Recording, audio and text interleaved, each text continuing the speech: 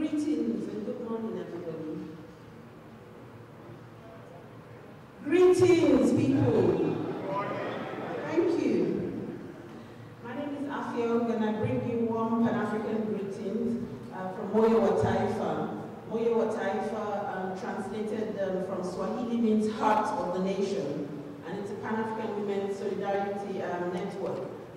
We chose that name, Heart of the Nation, because we believe women are the heart and central to the global African nation. Today is an interesting day.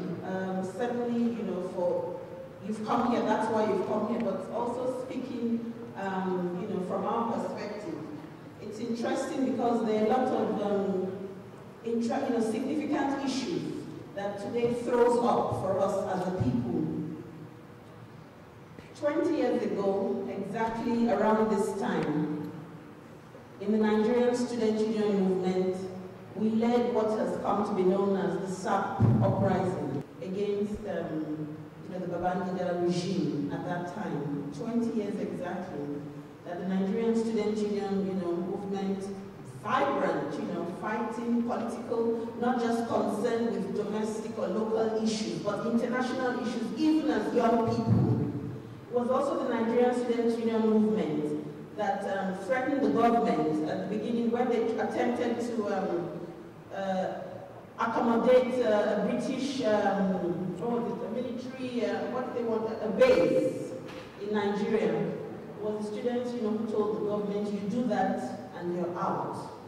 The point I'm making is that in our history, we've got a tradition of fighting, of resistance, of rebellion against oppression. It's nothing new.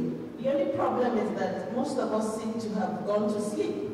And of course, people have, gone on and moved on, as it were. But the essential nature of the Nigerian state has not moved on.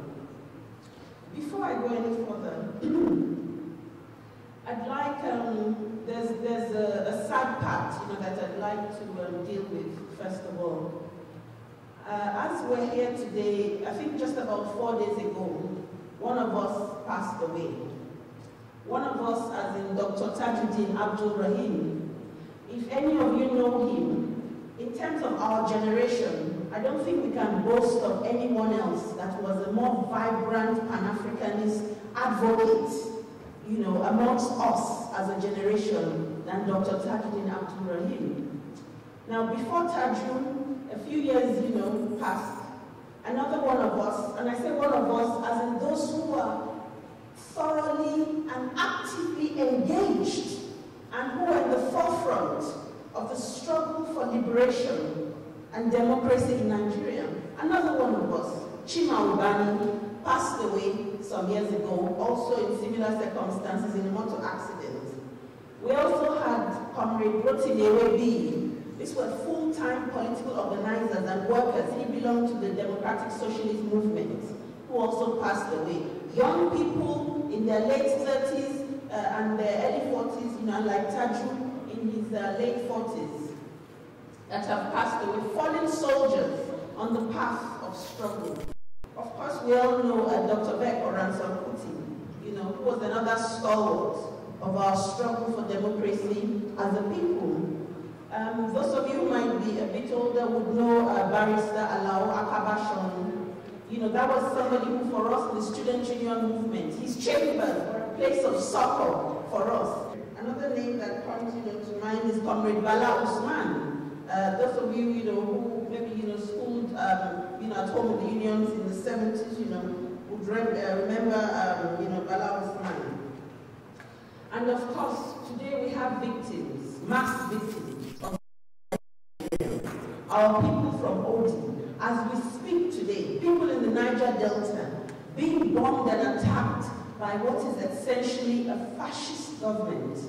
I want to ask us at this time to please stand up for 1 minute silence in memory of these fallen fighters. Please.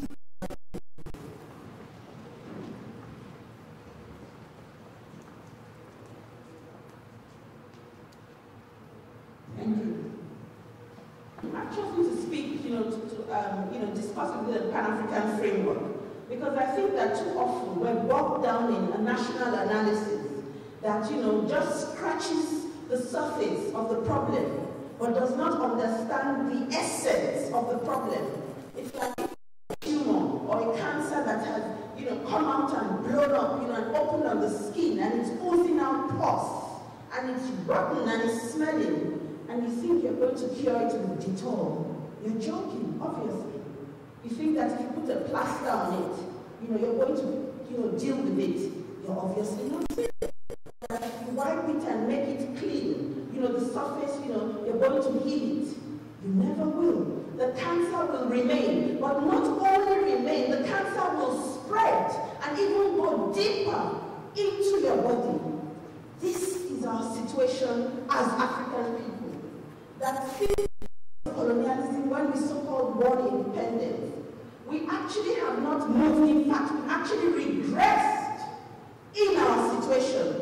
And we've regressed not just because of external forces, and indeed external forces have been at play, but we've regressed because you and I have refused to deal with the essence of the problem. We deal with all the symptoms of the problem: corruption, electoral fraud, democracy, of course, leadership to a very, is our major problem, but the personality of the so-called leaders.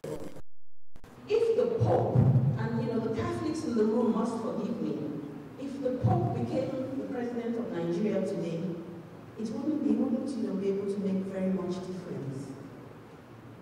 If the Pope became the president of Nigeria today with the structure and the system that we have in place, he wouldn't be able to make a difference.